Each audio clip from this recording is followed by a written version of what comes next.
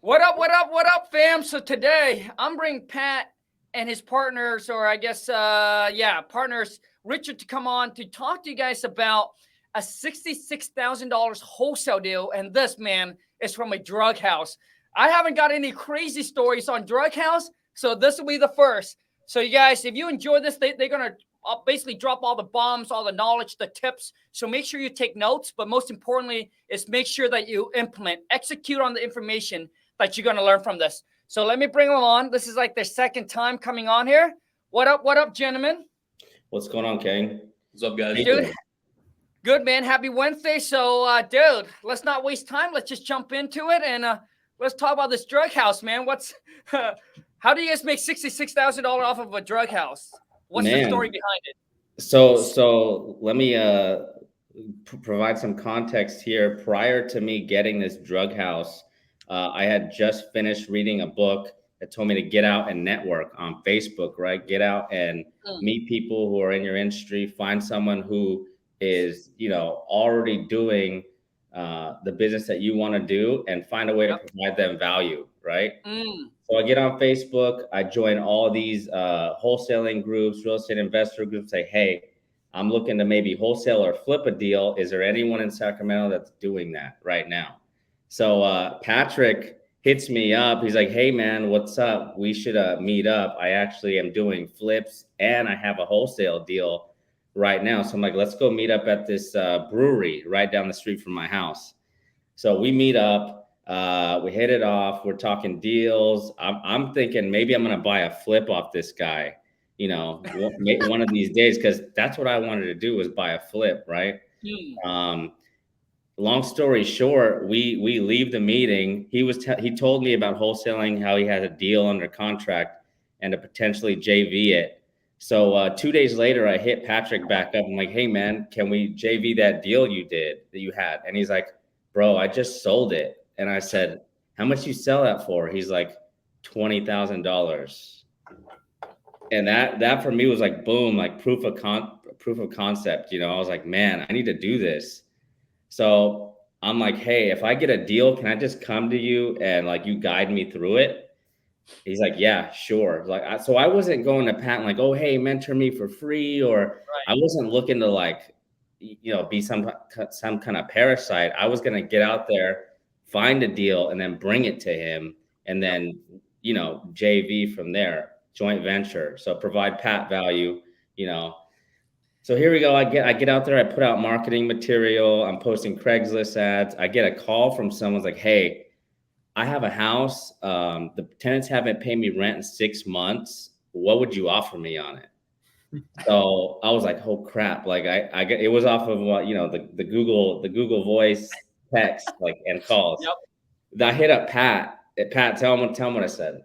Yeah, you're like, he was just like, hey man, I think I got a deal. Yeah.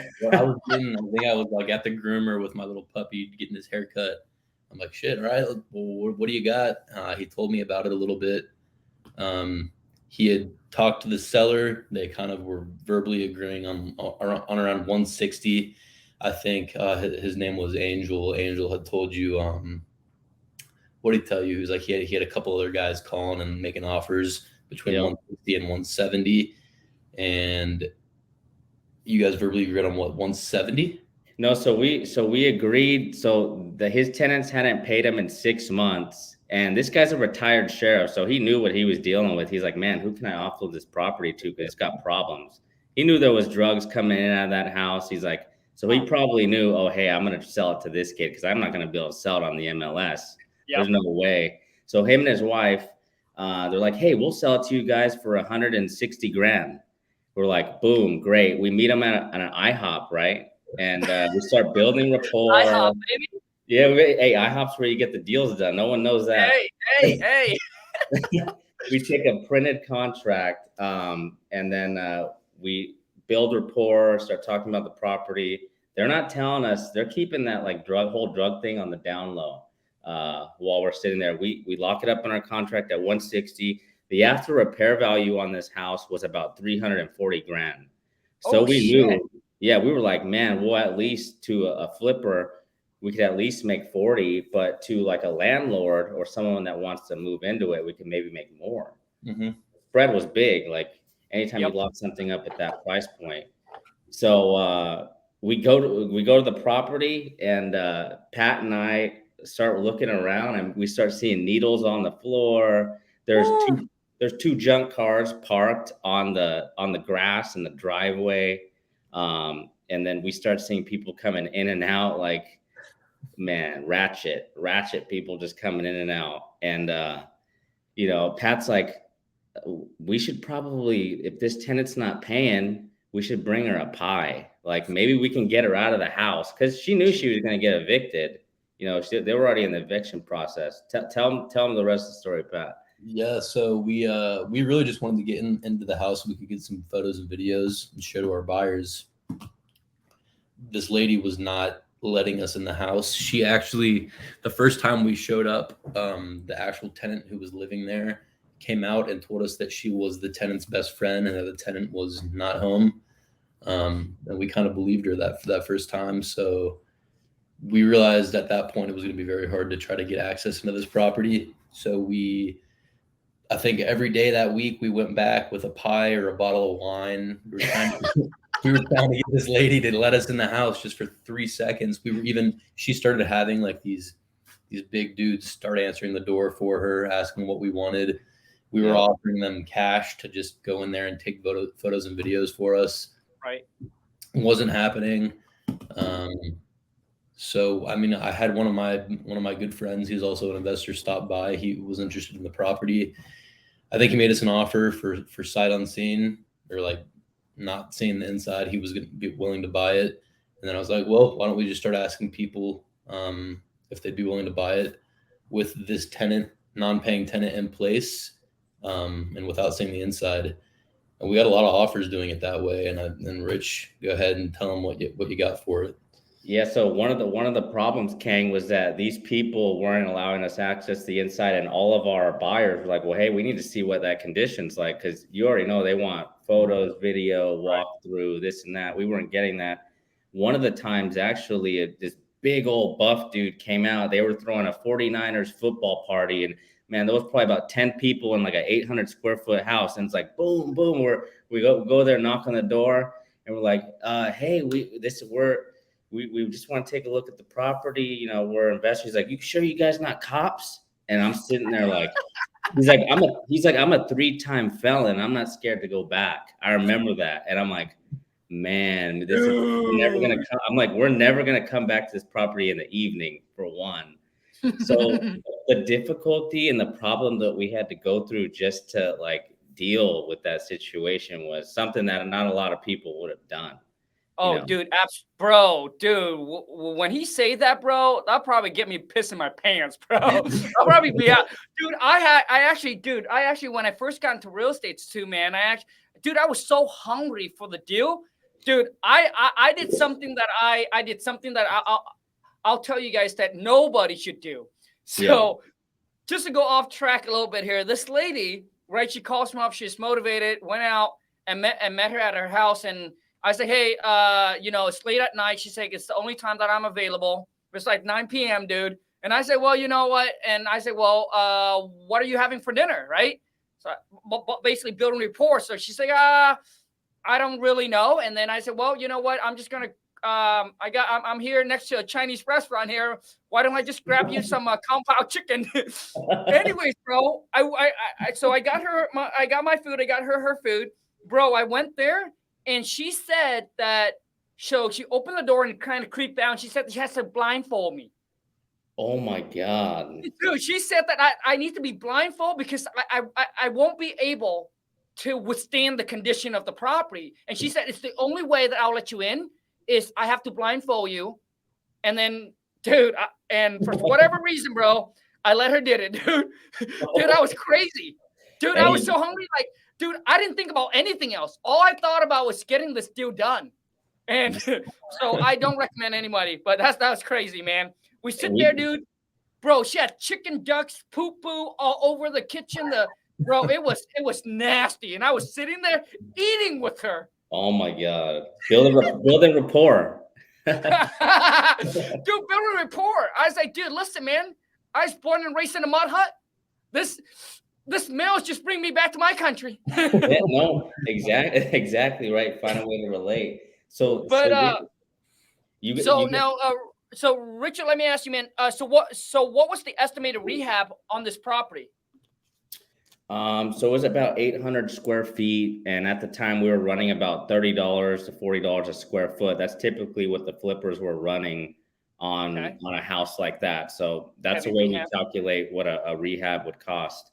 What were we running, Pat? I think it was maybe about a 40, 50K max. 40 to 50, just because the exterior was not bad. Super small house. We were not able to get on the inside. They mentioned some issues with plumbing, some stuff like that.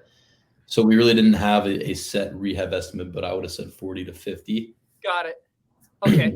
So hold on. So now the house, here's what I understand about drug house, because dude, we have done a wholesale deal on a drug house. So now, is this a meth house or is just weed or whatever heroin? it is? It looked like heroin. Okay. Needles everywhere. All over.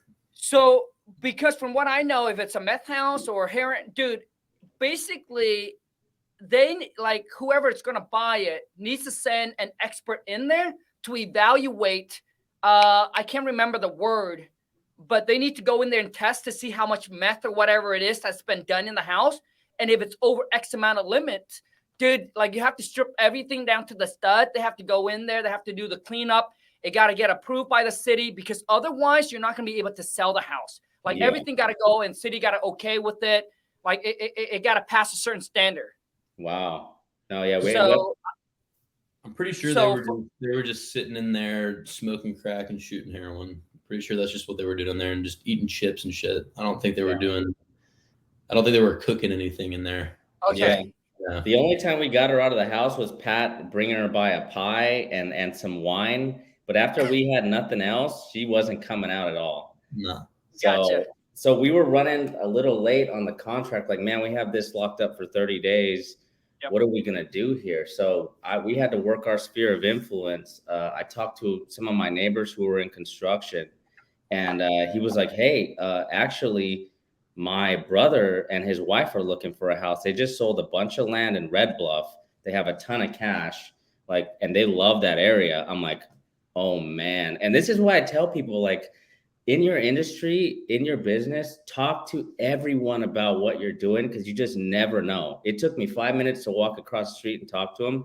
The next day, his brother and the wife were there. They looked at the property, and what they really loved about it was that it was double lot. They wanted to put ADU. Me and Pat love double lots. They're like, the value is just almost at least 40%. Yep, got another one right now. We have another one right now, exactly. So she loved the lot. I said, hey, we'd sell this to you right now at $225. She's like, how about if we buy it? She's like, her husband was in construction, so he already knew how to do everything. It didn't look too bad. The exterior was great. It had dual pane windows.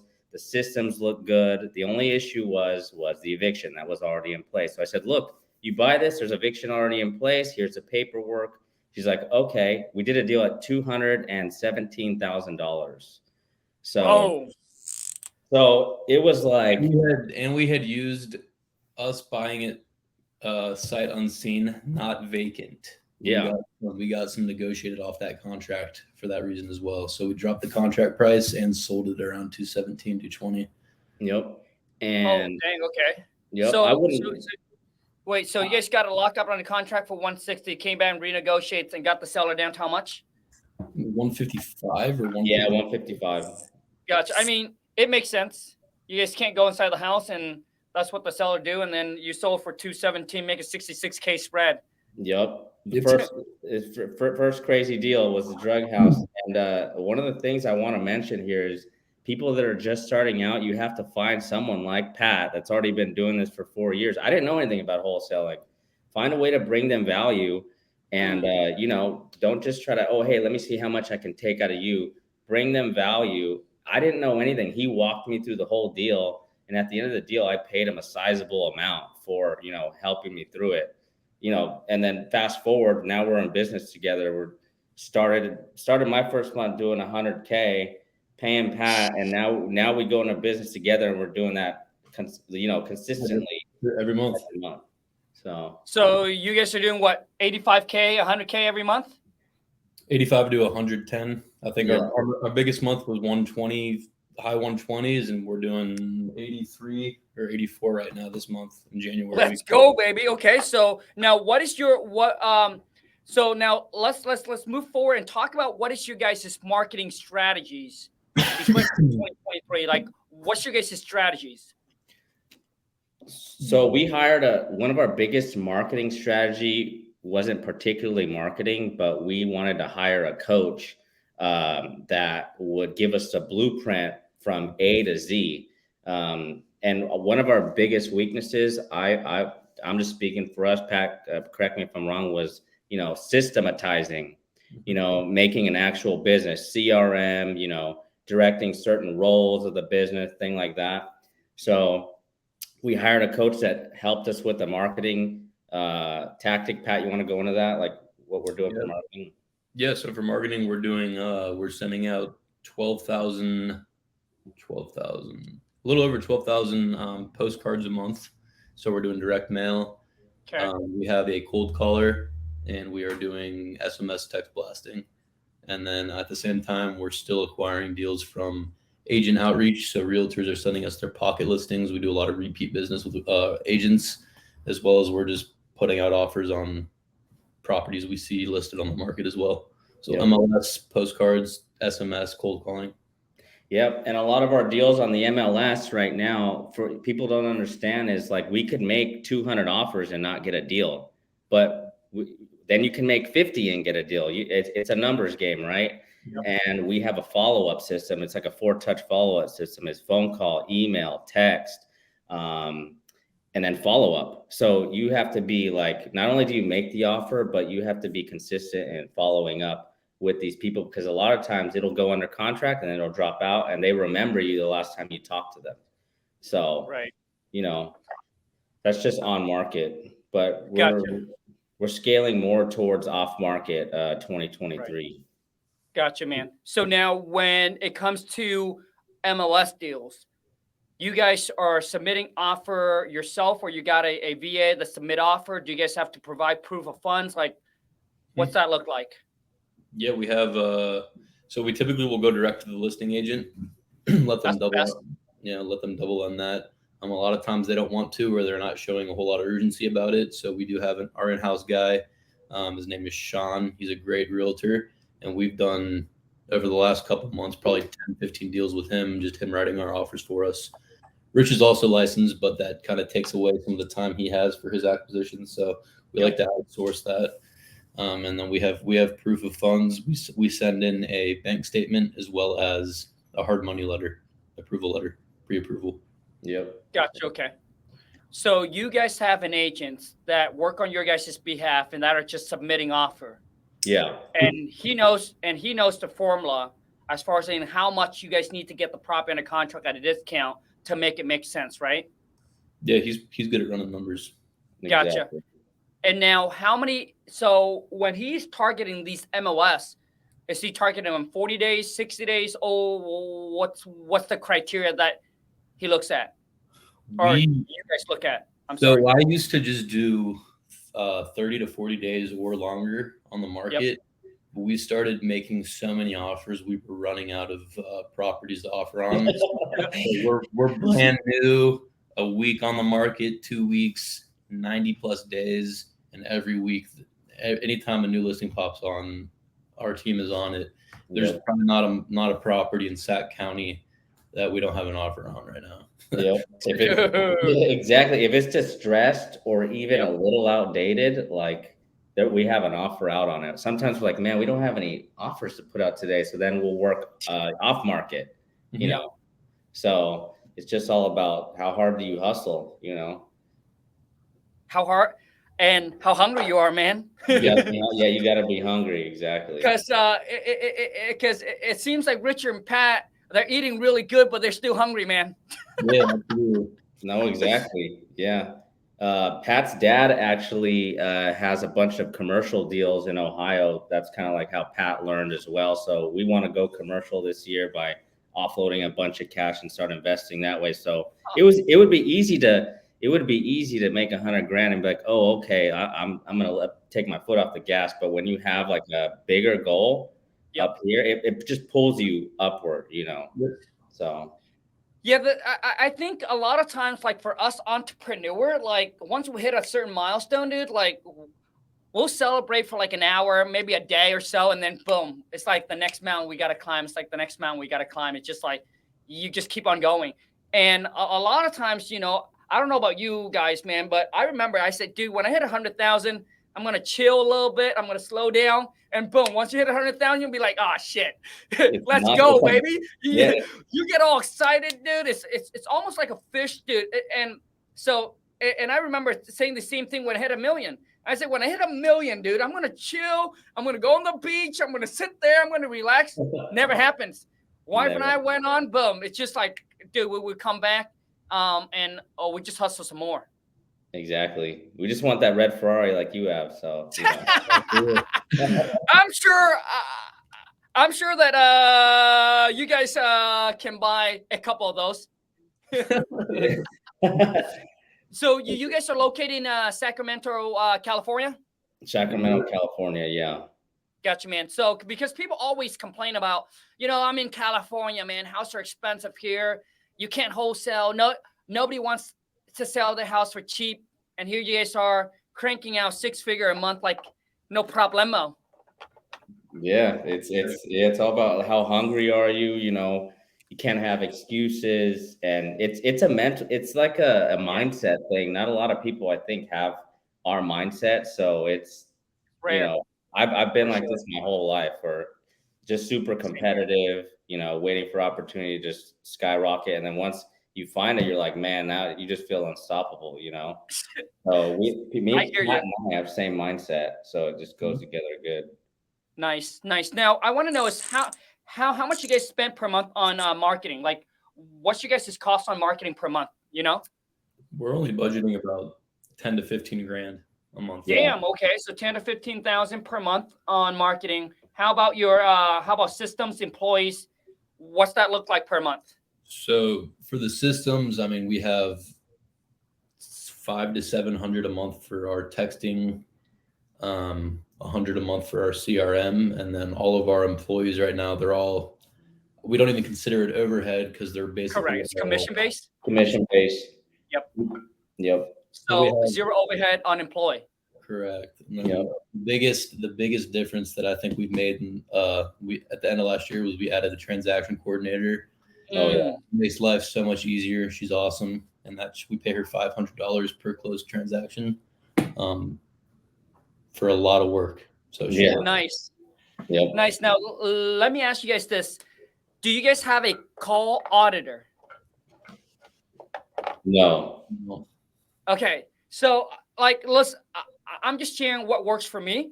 Mm-hmm. So, dude, the wife and I, and this is something that we learned when we went to CG, which is Collective Genius. I think you guys should apply to join Collective Genius, man. Because to join, you have to do like 75 deals per year. But it seems like you guys approve for it, man. But dude, some of the guys in there, one of them, Damon Johns, bro. They're also located in California, but they're doing California and Arizona. I think, bro, they do like $1 million or so a month. Wow. Dude, so this is like big caliber. Dude, you guys should join. But when we went in there, man, and they tell us to hire a call auditor, their job 8 hours a day just gets getting VA. You know, so our whole entire team, it's VA from the Philippines, and all they do is they listen to, you know, either the call coming in or the call coming out, because a lot of times, you know, whoever it is that making your guys is answering your guys' incoming call or making outbound call, maybe they're having a bad day and they're not doing what they're supposed to do. So these call auditor, dude, they catch anything that slipped through the crack. And for us, dude, if they just catch something one time, because dude, you guys are sending 12,000 postcard and all this thing, dude, there's going to be deals that fall through the crack. That whoever it is you guys got are not performing. And if you pay someone that's just listening to these calls, man, all they need to do is catch one deal a month, bro. That's it. So for us, dude, that call auditor, bro, has been a game changer. Sweet. Yep, we're gonna. Yeah, we definitely have to do that. And I think that's one of the reasons why they say your network is your net worth. You know, a lot of people, you join a network and someone tells you something like that. You catch one deal a month, and you're like, man, that paid for the freaking whole year. Yep. Yeah, so it's worth it. So we'll definitely implement that. Sure, absolutely. Hey, maybe I'll see you guys in CG one of these days. No, 100%. So Pat and Richard, man, what are how can people connect with you and do deals with you guys in California, man? I would say the best way for me is through Instagram at Pat Gualtieri, Gualtieri. Okay. Mine personal is Swift House. That's going to be SWIFTHOUS. So there is no E on it. However, we just did start Instagram and YouTube. It's just called Skyfall Offer. Like the movie James Bond, Skyfall, and then Offer. And you can find us on there. We'll be posting content. We're going to be posting stuff like, gym stuff, finance stuff, real estate, pretty much everything that a lot of people would be interested in. Nice, man. Because that was the next question I was going to ask you guys. That are you guys building your brand? But it seems like you guys are already on the path. So good job, man. It's a work in progress right there. Yeah, that's a big work in progress because we're both not naturals on the camera, as you can tell. But bro, dude, I go back and watch some of my old YouTube, bro. It was so cringe. I was like, oh, I can't believe I post that. But it's like over time, bro, you get better and better and better and better. So when I first did, I didn't think I was good on camera. Like, dude, I was nervous and scared. But it's just when you do it, you get better and better. And it'll be easier. But that would be my next move for you guys. And it seems like you guys are already doing that already. Yep. I'll look forward to seeing you guys in CG. Pat, Richard, thank you so much, man, for jumping on and adding a massive amount of value to the people. Every single one of you guys that are watching this, please drop any question down below. If you enjoy this, boom, smash the thumbs up. You're new to the channel, make sure you, boom, smash that subscribe button. And I'm sure that you guys have learned so much from this. Pat, Richard, thank you so much, man. I wish you guys the best of 2023. And I'll see you guys in CG one day, man. Let's do it. Appreciate you, Khang. Later.